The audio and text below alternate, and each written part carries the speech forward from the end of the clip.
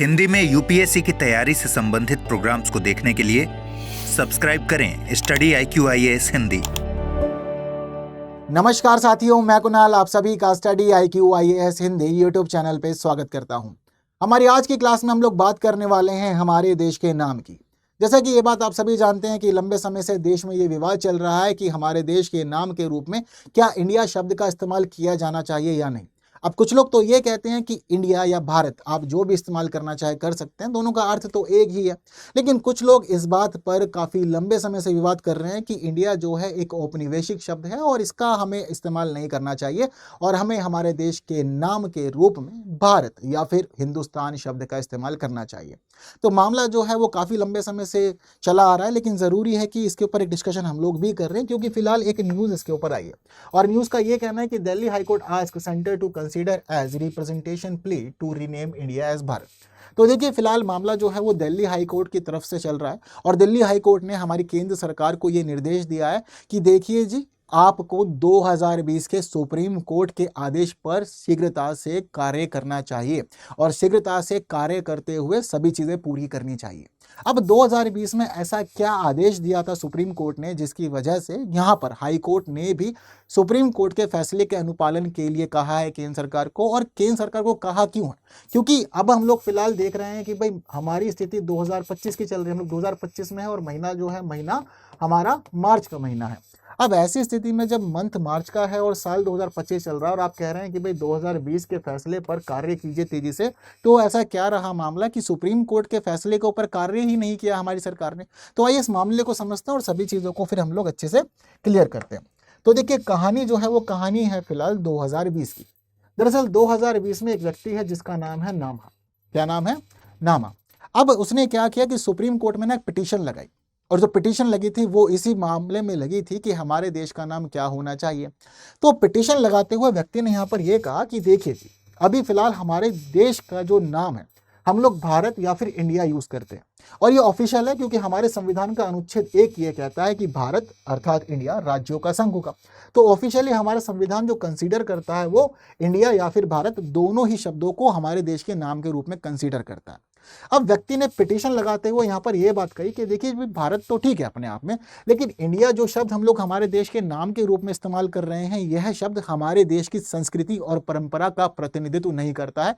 किसी भी तरह से ये इस मानक पे खरा नहीं उतरता है कि हम इसको अपने देश के नाम के रूप में स्वीकार करें। अगर आप ये आदेश दे दें, देखो सुप्रीम कोर्ट से कहा गया कि अगर आप ये आदेश देते हैं कि भाई देश के नाम के रूप में इंडिया शब्द का इस्तेमाल नहीं किया जाएगा, तो ऐसी स्थिति में आप हमारे पूरे के पूरे देश के लोगों को औपनिवेशिक बोझ से छुटकारा दिला सकते हैं। इसके लिए जरूरी है कि आप केंद्र सरकार को बोलें कि आप संविधान के अनुच्छेद 1 में संशोधन करें और संशोधन करते हुए इंडिया की जगह पर आप यहाँ पर हिंदुस्तान का मेंशन करें कि भाई आप चाहो तो भारत शब्द का इस्तेमाल करो, आप चाहो तो हिंदुस्तान शब्द का इस्तेमाल करो, पर इंडिया शब्द का इस्तेमाल नहीं होना चाहिए और ये कार्य संविधान के माध्यम से होना चाहिए, संविधान में संशोधन के माध्यम से होना चाहिए। यहाँ पर व्यक्ति ने याचिका लगाते हुए ये भी कहा कि जब हमारे देश में कार्य चल रहा है औपनिवेशिक मानसिकता से मुक्त कराने का, औपनिवेशिक बोझों से मुक्त कराने का, तो हम देश के नाम के मामले में इस कार्य को क्यों नहीं कर पा रहे? हम देखते हैं कि हमारी सरकार अलग अलग शहरों का नाम बदल रही है, सड़कों का नाम बदल रही है, रेलवे स्टेशन का नाम बदल रही है, लेकिन जो मुख्य मामला हमारे देश के नाम का है हम उस मामले में कुछ भी नहीं कर रहे हैं और ये विवाद बस चला ही आ रहा है। लोग बस बातें करते हैं और डिबेट बनी हुई है कि इंडिया और भारत या दोनों नाम इस्तेमाल करने हैं या फिर इंडिया को इस्तेमाल नहीं करना चाहिए। तो जब सरकार छोटे स्तरों पर यानी कि शहरों पे, रेलवे स्टेशन के मामले में, सड़कों के मामले में नाम परिवर्तन का कार्य कर रही है, तो हमें ये कार्य तो अपने देश के नाम को बदलने के मामले में भी बिल्कुल कर देना चाहिए। यहाँ पर कोई परेशानी होनी नहीं चाहिए।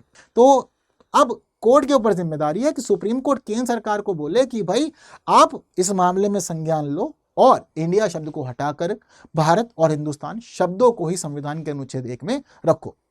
अब जिस समय ये पूरा का पूरा मामला चला तो इस पूरे के पूरे मामले को कहा जाता है नामा बनाम भारत संघ एवं अन्य मामला।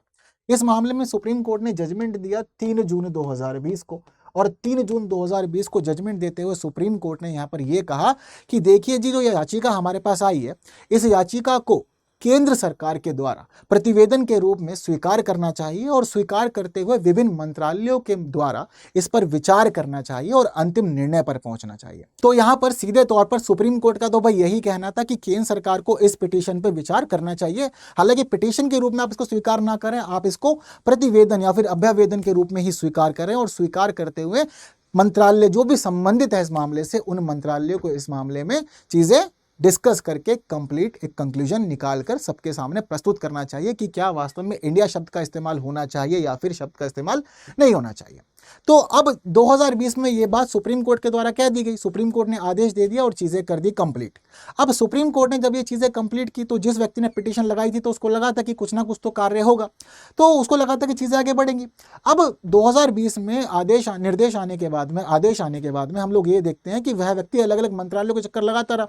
वो ये अपडेट जानना चाहता था कि जो फैसला सुप्रीम कोर्ट ने दिया है उस फैसले पर क्या हुआ है। लेकिन अलग अलग मंत्रालयों और विभागों के चक्कर काटने के बाद व्यक्ति को पता चलता है कि इस मामले में कोई भी सटीक अपडेट नहीं है। हालांकि आरटीआई भी लगाई और आरटीआई के माध्यम से भी जवाब जानने का प्रयास किया गया, जवाब तो मिला, लेकिन जवाब से व्यक्ति सेटिस्फाइड हुआ नहीं। अब जब व्यक्ति जवाब से सेटिस्फाइड नहीं हुआ तो ऐसी स्थिति में व्यक्ति को लगा कि भाई अब कुछ ना कुछ तो करना पड़ेगा, क्योंकि सरकार तो इस तरफ ध्यान ही नहीं दे रही, सरकार ने तो भाई ठंडे बस्ते में डाल दिया है मामला। तो अब ऐसी स्थिति में व्यक्ति ने कहा कि भाई ये मामला जो है वो संभालेगा दिल्ली हाईकोर्ट। सीधा पिटीशन लगती है दूसरी, और पिटीशन लगती है दिल्ली हाई कोर्ट में, और दिल्ली हाई कोर्ट में पिटीशन लगाकर साफ तौर पे कहा जाता है कि देखिए जी जज साहब, हमारे पास कोई और ऑप्शन तो बच ही नहीं रहा है।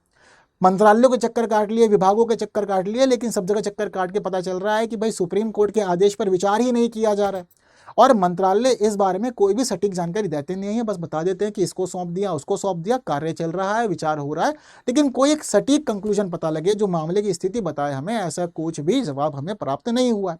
तो जरूरी है कि अब आप हमें चीजें बताएं, आप यहाँ पर चीजों को कंप्लीट करवाइए और आप आदेश दीजिए आगे कि भाई सुप्रीम कोर्ट का जो आदेश था उस आदेश पर कार्य किया जाए और कार्य तेजी से किया जाए।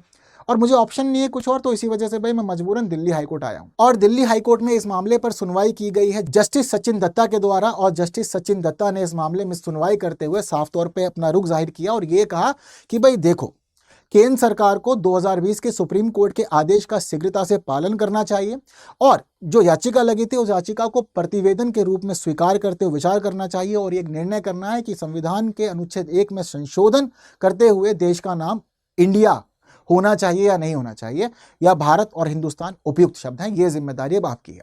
तो ये मामला कंप्लीट कर दिया। सिर्फ इतना ही कंप्लीट नहीं किया, यहाँ पर यह भी कहा है कि सरकार के वकीलों को सुप्रीम कोर्ट द्वारा पारित आदेश के शीघ्र अनुपालन के लिए संबंधित मंत्रालयों को उचित रूप से अवगत कराना चाहिए और चीजों को कंप्लीट कराना चाहिए। अब ऐसी स्थिति में मामला जो है वो पूरी तरह से यहाँ पर दिल्ली हाई कोर्ट ने भी सुप्रीम कोर्ट के साथ साथ ही कंप्लीट किया और सेंट्रल गवर्नमेंट को बोल दिया कि भाई चीजें आपको कंप्लीट करनी है, आगे बढ़ानी है। अब जैसे ही ये मामला सामने आया तो ऐसी स्थिति में व्यक्ति ने कह दिया कि भाई देखो, मैं अपनी पिटीशन यहाँ से वापस ले लेता हूँ, क्योंकि उसमें इतना ही चाहता था कि आप सरकार को निर्देश दीजिए, आदेश दीजिए और सरकार से कहिए कि भाई जब सुप्रीम कोर्ट फैसला दे चुका है तो मंत्रालय उसके लिए काम क्यों नहीं कर रहा। तो अब जिस प्रकार से जजमेंट आया, वर्डिक्ट आया, तो यहाँ पर लग रहा है कि भाई आने वाले समय में कुछ तो होगा और हमें पता तो चलेगा कि भाई देश के नाम के रूप में इंडिया शब्द का इस्तेमाल करना है या नहीं करना है, या भारत और हिंदुस्तान दोनों ही सबसे बेस्ट हैं, उचित हैं और हम लोग के लिए वही अच्छे हैं। हालांकि ये तो कहानी रही सुप्रीम कोर्ट की, हाई कोर्ट की, और अब मामला जो है वो तो केंद्र सरकार के पास है कि केंद्र सरकार इस मामले में क्या सोचती है और किस प्रकार से चीज़ों को कंप्लीट कराती है। लेकिन हम सबकी अपनी अलग अलग राय होती है। कुछ लोग ये कहते हैं कि भाई इंडिया और भारत दोनों ही शब्द ठीक है, अर्थ एक ही है, अपने देश का नाम है, हमें कोई आपत्ति नहीं, दोनों को स्वीकार किया जा सकता है। कुछ लोग ये कहते हैं कि नहीं, या तो भारत या फिर हिंदुस्तान दोनों इस्तेमाल होनी चाहिए, इंडिया हम इस्तेमाल नहीं करना चाहते, अंग्रेजों के द्वारा थोपा हुआ शब्द है ये। तो आप लोग का इस पर क्या मानना है मुझे ज़रूर बताएं और कमेंट में अपने व्यू ज़रूर बताने सब लोग को। इसके अलावा स्टडी IQ तो हम लोग का मुख्य प्लेटफॉर्म है ही जहाँ हम लोग मुलाकात करते हैं। बाकी अन्य प्लेटफॉर्म टेलीग्राम, इंस्टा, फेसबुक या एक्स, जहाँ आप लोग मुझसे जुड़ना चाहते हैं आप लोग बिल्कुल मुझसे यहाँ पर जुड़ सकते हैं। तो फिलहाल आज की क्लास में इतना ही। सेशन इन्फॉर्मेटिव है तो आप लोग के ऊपर ये जिम्मेदारी है कि बाकी साथियों तक शेयर जरूर करना है। जिन्होंने लाइक नहीं किया, लाइक के बिना कोई नहीं जाएगा। और बस ऐसे इन्फॉर्मेटिव वीडियोस के लिए बने रहना है हमारे YouTube channel study IQ IAS Hindi पे। तो आज की क्लास में इतना ही, दीजिए मुझे विदा। थैंक यू सो मच, जय हिंद। हिंदी में UPSC की तैयारी से संबंधित प्रोग्राम्स को देखने के लिए सब्सक्राइब करें स्टडी IQ IAS हिंदी।